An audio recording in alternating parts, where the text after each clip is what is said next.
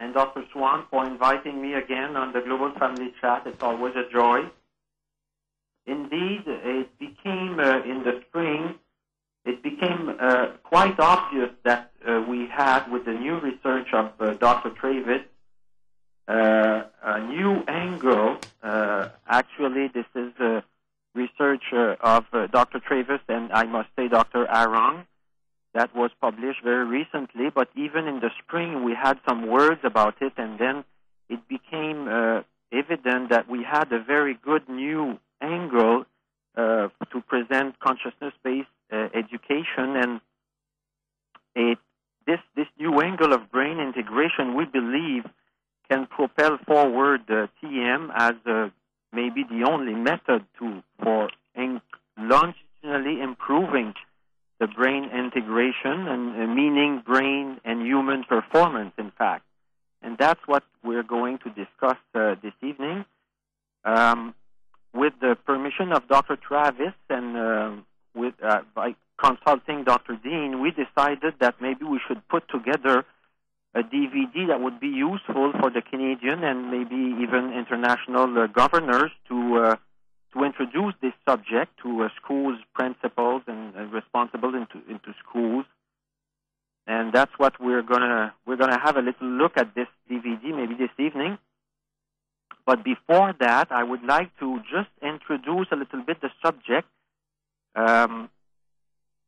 We used to talk about TM in terms of increasing brain wave coherence in the functioning of the brain. That was a very good angle, but Dr. Travis took this concept further and developed this brain integration scale that many of us know already. So if we look at the first slide now, please show slide number 1. We see that the brain integration scale is in fact a composite of 3 different measurements that we can do. These are objective measurements that we can take on the brain of any subject. Now, the one on the left is frontal EEG coherence. That's what we already know, and this aspect I will explain on the DVD a little bit more in depth. But this frontal EEG coherence is in fact, if we define it in a few words, it's the possibility of the capacity of the brain to work in a network. It means that the frontal cortex has to be able to communicate with all different parts of the brain at all times in order to make proper decision, moral reasoning, and so on. So this measurement of coherence, it tells us about the capacity of the brain to work in a network. And if we say it in Vedic terms, it would be the equivalent of yoga, union, the possibility of the brain to work as one unit instead of fragmented part of the brain doing their different tasks at different times. Now we're talking about a brain being in the state of yoga, union. So that's a very nice angle and way to understand the coherence of the brain. But let's look at the second one, the one on the top. It's the second factor that is factor in the brain integration scale is the alpha-gamma ratio. And this is actually the ratio between this alpha activity is the activity of restful alertness of the brain, and the gamma activity is the very fast activity we have when we concentrate on something. I would say in Vedic term, in Maharishi's term probably, this is the capacity of focusing on the point. It's the relationship between point and infinity. And that measures a little bit the capacity of someone to be able to focus on a task and being restful at the same time, or keep the big picture while we're focusing on a small point. So that's the second thing. Now the third one is cortical preparatory response. And this is in fact of an objective measurement of the capacity of the brain to use energy only when it's needed and not use energy when it's not. It's really a measure of efficiency, of the brain use how the brain uses its energy. And I have this quote of Maharishi when he was talking in 2006 about bliss become blissful with practice. And he said, and I quote, "The ultimate support of nature is right thinking at the right time, the right thought at the right time." So this cortical preparatory response probably describes this capacity of the brain just to use energy exactly when it's needed. So these three things together compose the brain integration scale, and I think now it's very nice to speak in terms of brain integration more than only brain coherence, because there is this effect of efficiency in action, efficiency in activity, rather than just global unity or something. This is karma yoga, the efficiency in action. So this brain integration principle is very important, and that's the new angle we decided to take, basically. I just wanted to give an overview of this principle so that everybody understands what it is. And in fact, we understand now with this description that it probably describes higher states of consciousness or enlightenment and so on. So first, I think the first paper that was published and very convincing about the brain integration scale is the second slide. Please show on slide number 2. This is the effect of TM practice on brain functioning in college students. Now, we're going to see this a little bit further in the DVD, but I just want the people to see this result there. We see that a group of students practicing TM during a normal session in a college session, they finally ended up after 3 months of practice with a higher brain integration scale than the control group, who actually turned lower score on the brain integration scale after 3 months. So actually, this is the first time that we actually saw that actually a normal session at the college may damage the brain, actually, the way the education system is geared today. And the student who's able to deal with stress properly, has proper tools, will have a much better performance. So we see here, and I just like to bring your attention on the right column there, where the brain integration scale of the TM student is much higher than the control group. Now, in this same research, they discovered that also these same students with higher brain integration were able to keep their capacity to deal with stressful stimuli. This is a test by which a loud sound is produced, and then they measure the length of time, the amount of time the sound will have to be repeated before the student finally decides, that this is not an important sound, I'm just keep doing my activity. And so we see here again on the right, this is slide number 3. We see here the poor student with poor stress management and no TM. They took much longer to habituate to a sound like this compared to the TM group. So that was a nice result, but even with the result of this very nice research, many director of schools or teachers in general or anybody could say, what will be really the advantage of preserving? What is this brain integration? What does it do in life? Is it going to give these students a real hedge on something? So then came the latest article, and this is slide number 4. Next slide, please. Where Dr. Aaron studied with Dr. Travis. They took 33 world-class Norwegian athletes. They were among the top performers. They had been, at least for the last 3 years, in the first 10 of the world in world-class competition or Olympics and so on. So they were really first-class, world-class athletes, and they compared them with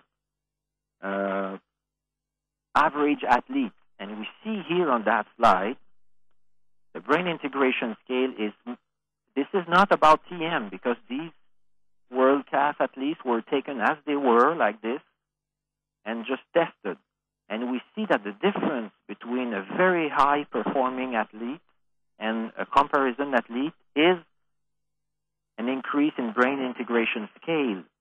And if you remember well, this slide looked very much like the one we saw with the student after 3 months of practice. They had a much higher brain integration scale, and actually the numbers, the statistical numbers, they're very close. So we have this performance in, and if we look now at the slide number 5, we have this same test of habituation to a stressful stimuli, and here is the same picture. We have the world-class performers. They're able to quickly decide that, you see, this noise is not a dangerous noise, or I should not pay attention to this and keep going with my task, which is very useful in a competition or for a student during the study session or something like this. So the comparison athletes, they take more time. They have more difficulty dealing with outside stimuli that are not relevant. And if you remember the student picture, it looks exactly like this. So here, basically, we're looking at the very main difference between a top performer and an average performer would be the brain integration score, his brain integration score. But then what is amazing is that we could produce the same effect on a student during a normal session just by introducing TM during the class. Of course, these young students, they will not become necessarily a gold medalist tomorrow. They need the training or whatever they want to do in life. But we can at least put the basis of it, the capacity of the brain to keep its maximum performance wherever the student will want to go. So this is now we're talking really about scientific example, proof of the capacity of TM to maintain and produce champions. And if we look at the next slide, we have here, it is the same study. We have the brain integration scale on one side, and on these same athletes, they were measured for self-development and moral reasoning, their stage of self-development and moral reasoning. And what we see here is that they also have, the world-class athletes, a more higher stage of self-development and moral reasoning, which correlates with this brain integration scale. So it's very good because we see this relationship between brain integration scale developing also good quality moral reasoning. It's very reassuring also to see that if you go down the path of evolution, virtue will increase. And that's an example of this. Maharishi used to say also, only virtue thrives. And this is an example of this. But what's also interesting on this subject here is that you see that the difference of self-development and moral reasoning between the comparison athletes and the world-class performer is not so great. There is a statistically significant difference, and this is a very good thing to see. But when you look at the brain integration scale, the difference is huge, much more statistically significant. So what does it mean? It means also that measurement of brain integration scale is probably more sensitive to evaluate brain performance than other paper and pencil tests that the psychologists do usually. Self-development usually involves the intellect and the balance of personality. There's many other things involved, and only if some chosen person can go up the scale very high. With the brain integration scales, what we've shown here, and also with this study of the student at Washington University, is that anybody with a brain can increase its performance. It's like using the God-given potential of our brain, and it's available to everyone. So that's also very encouraging. And the conclusion of this is written at the bottom of this slide. Brain integration may be the next frontier of training for excellence in sport. Higher brain integration support higher level of self-development, higher ethical value and behavior, and a higher quality of life. Methods for enhancing brain integration may therefore be critical for becoming a champion. And I remind you that this was not about TM. It was about just studying world-class performers. So now we have a method to do this, perhaps. Actually, it's the only one known in science. So we should use this angle very much. Just to put this point a little bit further, although these data are not completely put together by Dr. Travis. Next slide, please. We see here the slide with these 5 columns. And you have at the beginning the non-TM practitioner brain integration scale. It's very small, at around 0. And it would be the average performer in any field probably will score that with at least that's what the data show so far. And the short-term TM top-level managers that were also studied by Dr. Travis in Norway, these top-level managers were top in their field, so it's another field other than athletic. It's like intellectual or performing in economy, managers, and all this. And these top-level managers, they also had this high brain integration scale, the world-class champion, but you can see that with the short-term practice of TM, we can bring a student to almost a level like they are. And then if you look further down on the right, the 5th column, this is long-term practice of TM, then it's beyond expectation that usually these people would imagine.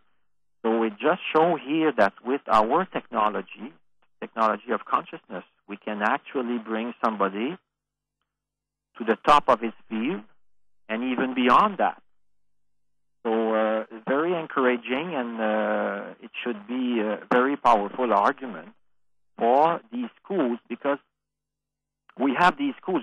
We came across this problem in Canada. It's probably the same in Europe, that very often there is problem in every school. That they usually won't admit that they have problem, but also violence and, very disastrous situations are not so common. So they're not so desperate, but they would like, every educator would love to be able to increase the potential of the student. That's the goal of education. And we really have a tool for doing this. So this is basically the introduction so that everybody understands where we're going and why we did make this DVD. Of course, the DVD, we did it a little bit more for lay people looking at this for the first time, so it's not as detailed. So that's why I took some time for everybody to understand all these principles. So now, unless you have any questions, maybe you can go ahead and show the DVD, and then Dr. Dean will explain to us all the different applications that we will put forward in Canada. So, Jigar Dev.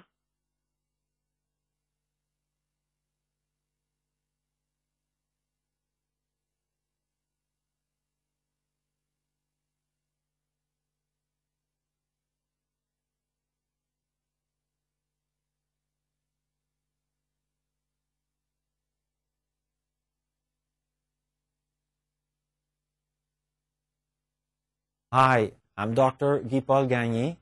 I am a medical doctor, an educator, and a founding member of the Canadian Association for Stress-Free Schools. It is a pleasure for me to present to you the scientific research on transcendental meditation and its application in education. Education today has numerous problems: high stress, substance abuse, sometimes even violence. All these things that can threaten a child's ability to learn. Education today is focused a lot on providing more knowledge into the brain of the student. And we have lots of programs to do this. Unfortunately, this can sometimes create stress and become counterproductive. New research in brain imaging and brain physiology show us now how the brain reacts in situation of stress and how it does during a learning process. With this new knowledge, we now understand that transcendental meditation offers us a solution to many of these problems. In order to understand what's happening in the brain of a student during a learning process or during a stressful situation, we have first to realize the value of the prefrontal cortex. The prefrontal cortex is this part of the brain just behind the forehead. It is so important for education. It carries the function of judgment, decision-making, planning, moral reasoning, the working memory, and the sense of self. Actually, the prefrontal cortex is what makes us human. And for any educational program, focus should be made to develop and maintain the connection to the prefrontal cortex. Also, if we want to understand the way the brain reacts under stress, let's look at this picture of the brain. Imagine that any perception, any learning situation when the senses perceive a stimuli, this information will go up the brain stem and then will be perceived by the back of the brain. This is raw information. And in order to make a proper decision, the information has to be sent to the prefrontal cortex in front of the brain for proper decision making. Unfortunately, during a stressful situation, the information going up the brain stem is too much and there is a sense of urgency, and then the brain, in order to save time, will send the information directly from the back of the brain to the motor system and bypass the prefrontal cortex. This kind of behavior follows the fight or flight pathway. It was put there by nature to save us in emergency situation. This is perception and action without real thinking or decision making in between. This is very useful to save our life during an emergency situation, but unfortunately, the brain being such a plastic organ, we now understand that if someone is under chronic stress, these connections will be favored and finally be preferred by the brain. Therefore, the prefrontal cortex is gradually disconnected and is not being used in behavior and learning. 25 years ago, the early scientific research about TM showed that it was producing on the body a peculiar state of restful alertness. With more recent research, we now understand that this state actually activates and promotes the connections between the back of the brain and the front of the brain, therefore increasing the capacity of the student to deal with stress and to learn. Let's look at these pictures of brain imaging. We see here that during the practice of TM, there is an increased activity in the frontal area of the brain, which is very good because then we're building more connections.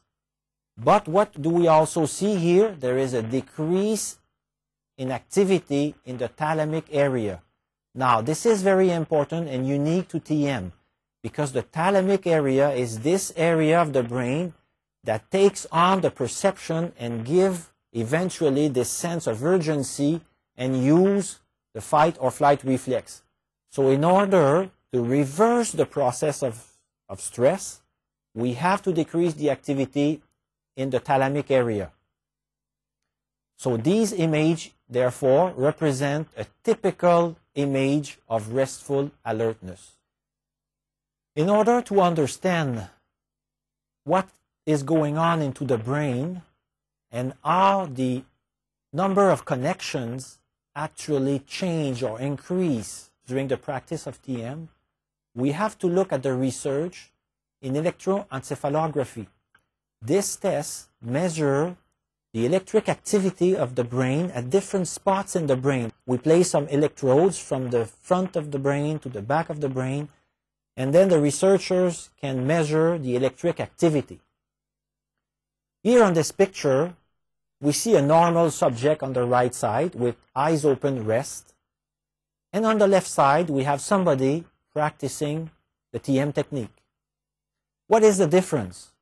On the right side, the tracing is very fast, and there is no correspondence between different areas of the brain. It's very striking, the difference during the practice of TM on the left side. What you see are waves that are much higher, and they resemble each other. There is a correlation between the back of the brain and the front of the brain, and you see the crest and peaks of the wave. They look like each other. We call this phenomenon IEEG coherence. And here it's a close-up of this same image, and you can see more closely on this picture that really there is a correlation.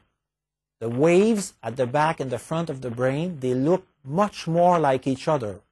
And researchers have shown and discovered that the only way that the electrical activity at the back of the brain can be exactly the same or very similar to the one at the front of the brain is by making new connections. If there is no connections, electricity will not go from the back to the front. So we now understand that IEEG coherence, it reflects a better capacity of the brain to work in a network. It means that this part of the brain is always able and stay connected with some other part of the brain. And in this situation, the student can use the full brain potential. So now I want to show you in this picture the tracing of a normal student doing a small computer task, therefore in activity. Compare to a long-term TM student after about 5 to 8 years of practice. We see these two students are performing the same task. But there is a big difference between the tracings. On the left side, there is not much correlation between the back and the front of the brain, and the speed is very fast. When you look on the right side, the waves are much taller and they look alike all across from the front to the back of the brain. And this situation is very unique to TM.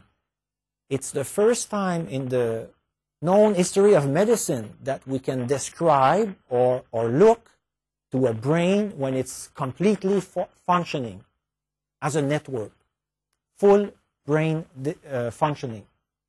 Researchers have shown that IEEG coherence correlates very well with an increase in intelligence, creativity, learning ability, psychological stability, emotional maturity, better memory, long-term and short-term, more alertness, reaction time.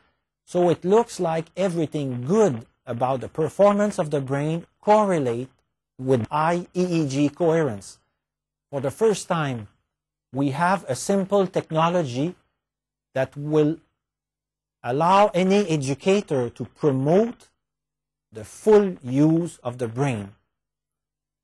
Now, I will show you this live demonstration of a student at rest and then practicing TM. So here we have an example of experience of Maharshi's Transcendental Meditation Program. I'm going to stop the screen for a moment here. You can see on the top we have the blinking cursor. Shows you the left front EEG. The second line shows you the right front EEG. And the bottom line shows you the oscillation from more to less of EEG coherence between the left and right frontal alpha EEG. You can see that the red line is at 0.9, where maximum is 1 or 100%. And so the scale goes from 0 to 100%.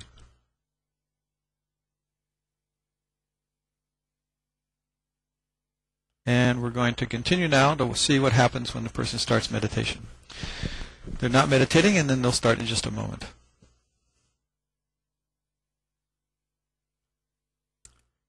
Notice when they started meditation, it took them about less than half a second.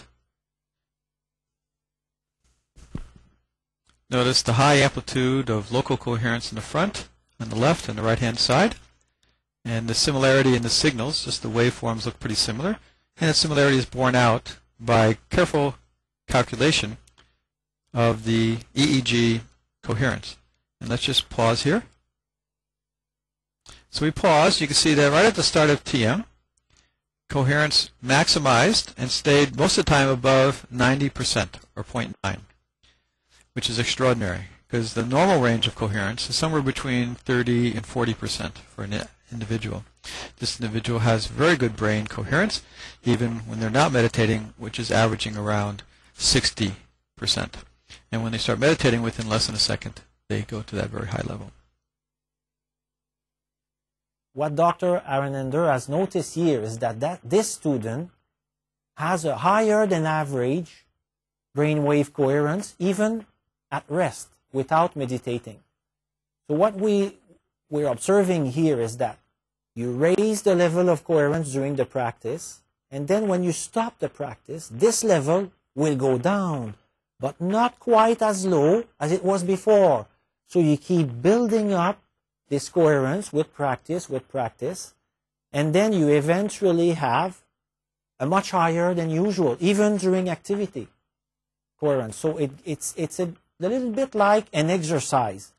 We can understand TM as being an exercise of consciousness, an exercise of the brain.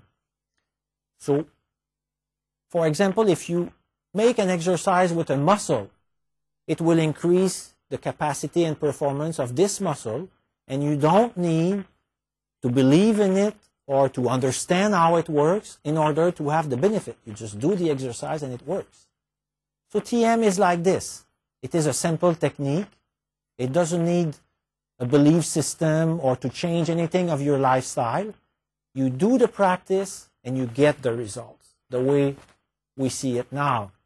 So that makes it very practical, very universal, and applicable everywhere. Another study done by Dr. Fred Travis gives us a living example of the potential of the TM program in class. Dr. Travis has developed a new tool to measure the performance of the brain. We call this the brain integration scale. In the brain integration scale, Dr. Travis takes into consideration frontal EEG coherence and two other factors that are involved in reaction times and measure the capacity of the brain to communicate and work as a network. Recently, this brain integration scale was applied to a group of students in Washington University. The group of students was divided in two. One group learned TM and the other one was on a waiting list. 10 weeks after, just a week before finals, the group was tested again for its score on the brain integration scale. What we see now on this picture is that at the beginning of the session, the groups were similar. At the end of the session, the TM group had a much higher brain integration scale. And what is perhaps surprising is that the non-TM group had actually decreased its score at the brain integration scale, which is an example of the deleterious effect of stress on a student during a normal session. Dr. Travis went further and checked the ability of these students to resist a stressful stimuli.